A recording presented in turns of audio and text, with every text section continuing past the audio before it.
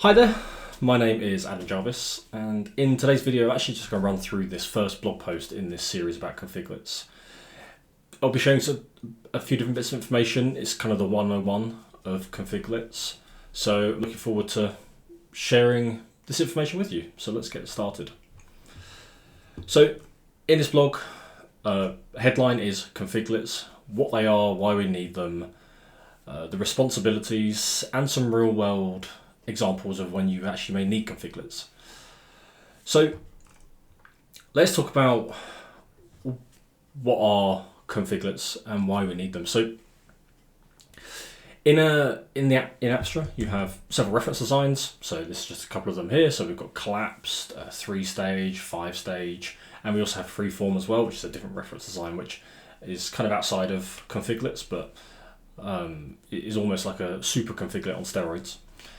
But for the normal reference design, the 5-stage, the 3-stage, and the collapsed, the Apstra engineering team has spent a lot of time building out these different, almost tweaking it for every operating system to make sure that we're running the most optimized and uniform way for your network. However, there are some times where, what we've produced as our reference design, there may be things that you need. You may have specific needs on top of what is already provided. And that's what a configlet is. It gives you the advantage to tailor the network to your exact specifications. So they allow you, they're very flexible, and this whole series is going to run through looking at configlets. They can be very inflexible in some ways, but we're going to look at how to make them flexible and make sure that you're doing as minimum effort as possible once you've actually used that configlet once. They can be customized. You can customize different bits of the reference design, add new things in, problem solving. So there may be some instances where you need to remove some config, or may have been offered a workaround by a JTAC team. So they do that, and also enhanced features. There are some features that Apstra doesn't support at the moment, and likely never will, because they're outside of the data center use case, which some customers still use. So you can also enhance the feature set that's being pushed. In the real world, these are a couple of different ones. So you might want to set up NTP in your fabric. It's not something that's pushed by, you can push with Apstra by default. Rapid spanning tree, that's configured in every port, so you can remove it from the edge. Enable MACsec on into DC links, set up SNMP, configure port mirroring, enable multicasters in the fabric. There's lots of different things that you can do.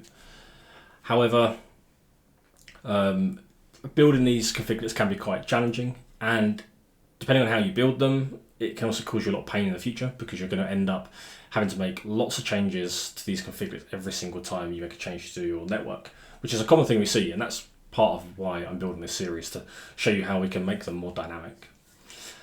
But the one thing I will stress is that with great power comes great responsibility. Configlets would be super dangerous, because effectively you're applying some configuration that Apstra doesn't understand. It's outside of our intent model, meaning that when you push that configuration, Apstra will happily push it, but you need to be confident in it. So always test in a lab environment, and always be careful, and always make sure you understand that whatever you do with a configlet could cause significant issues within the fabric. So always test.